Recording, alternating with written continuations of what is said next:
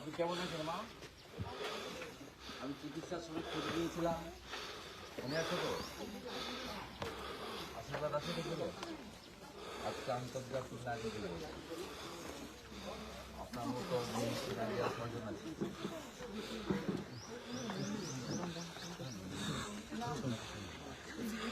বাড়িতে রাখলাম আমি রাখলাম।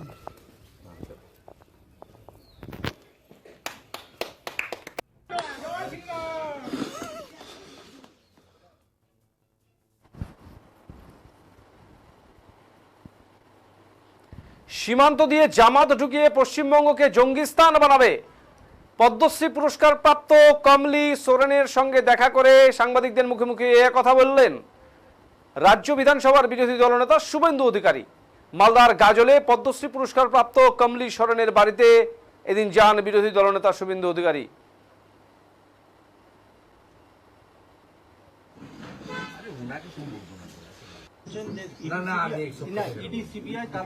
এখানে সব কথা বলবো না। আজকে আন্তর্জাতিক নারী দিবস, আমাদের মায়ের কাছে এখানে এসেছি। তিনি এলাকার সকলের অত্যন্ত সম্মানীয়া, আমি নিজেও ওনাকে অত্যন্ত সম্মান করি। উনি তো পদ্মশ্রী না, ওনাকে প্রণাম করতে এসেছি। পদ্মশ্রী পাওয়ার কেন আরো অনেক কিছু মানে সম্মানের অধিকারী। সামাজিক একটা আজকে আমি পরিবর্তন যাত্রায় মালদা বিভাগে এসেছি। আমার আজকে আন্তর্জাতিক নারী দিবসে ওনাকে পা ছুঁয়ে প্রণাম করেছি। চলে আসছে, এটা আমার কাছে একটা বড় কাজ। এই জন্য এসেছি। এর আগে উনি যখন অসুস্থ ছিলেন তখনও আমি খোঁজ খবর রেখেছিলাম, পাশে দাঁড়িয়েছিলাম, ভবিষ্যতেও থাকবো। উনি নিজের উদ্যোগে কিছু অনাথ বাচ্চাদেরকে এখানে রেখেছেন, কোনো সরকারি সাহায্য কোনো পাননি কখনো। এমনকি হাসপাতালেও তাকে দেখা গেছে হাসপাতালের নিচে মেঝেতে শুয়েছিলেন, উনি বেডটা পর্যন্ত পান। সেগুলো আমরা জেনেছি, আমাদের তো ওনারা বলেননি। আমরা সংবাদ মাধ্যম সোশ্যাল মিডিয়ার যুগে জানতে পেরেই আমি ব্যবস্থা নিয়েছি। এবং আজকে ওনার বাড়িতে আমি আমার নাম্বার দিয়ে গেলাম ওনার মেয়েকে। উনি ওনার সমস্ত রকমের চিকিৎসা মানে ঈশ্বর করুক যেন উনি সুস্থ থাকেন, হসপিটালে যেতে না হয়, এটাই প্রার্থনা করব। তারপরেও যদি হয় মানে কোনো ওনার প্রয়োজন আছে। যেখানে রাষ্ট্রপতিকে এই ধরনের অপমান বা করা হয়েছে এবং একই সাথে রাষ্ট্রপতি নিজেও বঞ্চনার কথা রাজনীতির কথা বলতে চাই না, কিন্তু এই সরকার আদিবাসী বিরোধী সরকার।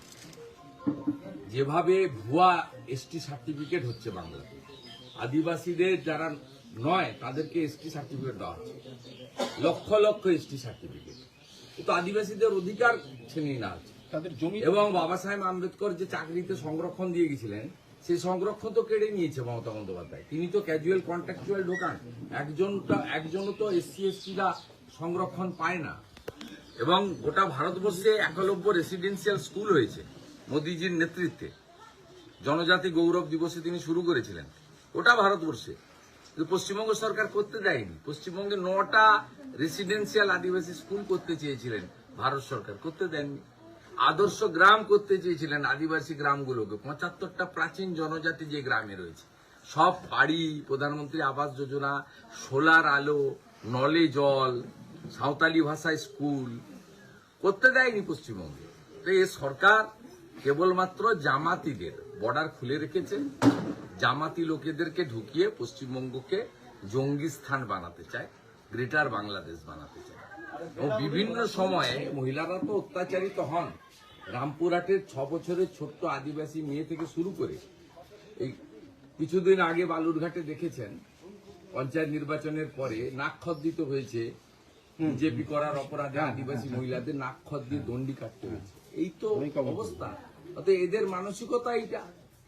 এরা দ্রৌপদী মুর্মুজির গায়ের বর্ণ নিয়ে এদের মন্ত্রী তখন প্রশ্ন তুলেছিলেন, কি ভাষা প্রয়োগ করেছিলেন, তাকে দল সাসপেন্ড করেনি। মমতা বন্দ্যোপাধ্যায় দাঁড়িয়ে থেকে যশবন্ত সিং আগে ভোট দিয়েছেন। আমি সত্যেন্দ্রা চিন্ময়রা আছেন, আমরা গলায় পাঞ্চি দিয়ে আদিবাসীদের সম্মান জানিয়ে আমরা ভোট দিয়েছি দ্রৌপদী মুর্মু। মমতা ব্যানার্জি তো সেদিনই প্রমাণ হয়েছে যে তিনি আদিবাসী বিরোধী। কালকে যে ঘটনা ঘটিয়েছে এর কোন নিন্দার কোন ভাষা ডিকশনারিতে নেই। আজকে পদ্মশ্রী মাকে প্রণাম করে গেলাম। আদিবাসীদের জমি দখল হয়ে যাচ্ছে। রাখলাম আমি রাখলাম।